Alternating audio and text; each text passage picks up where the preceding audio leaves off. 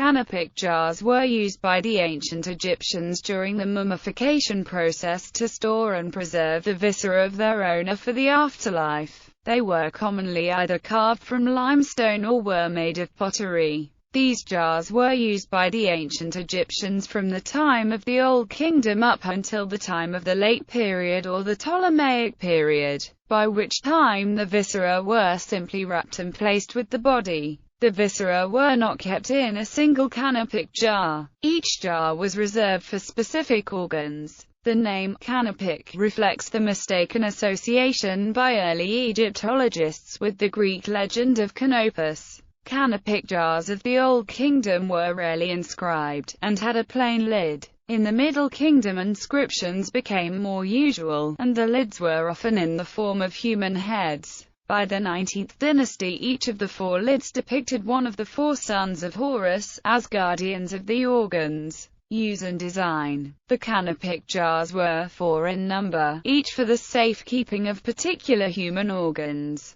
The stomach, intestines, lungs, and liver, all of which, it was believed, would be needed in the afterlife. There was no jar for the heart. The Egyptians believed it to be the seat of the soul, and so it was left inside the body. The design of canopic jars changed over time. The oldest date from the 11th or the 12th dynasty, and are made of stone or wood. The last jars date from the New Kingdom. In the Old Kingdom the jars had plain lids, though by the First Intermediate Period jars with human heads began to appear. Sometimes the covers of the jars were modeled after the head of Anubis, the god of death and embalming. By the late 18th dynasty, canopic jars had come to feature the four sons of Horus. Many sets of jars survive from this period, in alabaster, aragonite, calcareous stone, and blue or green glazed porcelain. The sons of Horus were also the gods of the cardinal compass points. Each god was responsible for protecting a particular organ, and was himself protected by a companion goddess.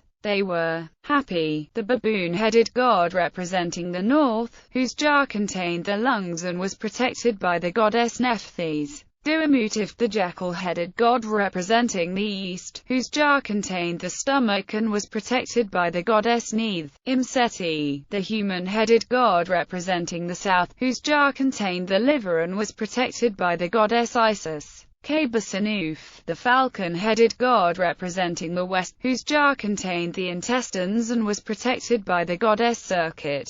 Early canopic jars were placed inside a canopic chest and buried in tombs, together with the sarcophagus of the dead. Later, they were sometimes arranged in rows beneath the bier, or at the four corners of the chamber. After the early periods, there were usually inscriptions on the outsides of the jars, sometimes quite long and complex. The scholar Sir Ernest Budge quoted an inscription from the Site or Ptolemaic period that begins, "Thy bread is to thee, thy beer is to thee, thou livest upon that on which Ra lives." Other inscriptions tell of purification in the afterlife. In the Third Intermediate Period and later, dummy canopic jars were introduced. Improved embalming techniques allowed the viscera to remain in the body. The traditional jars remained a feature of tombs, but were no longer hollowed out for storage of the organs.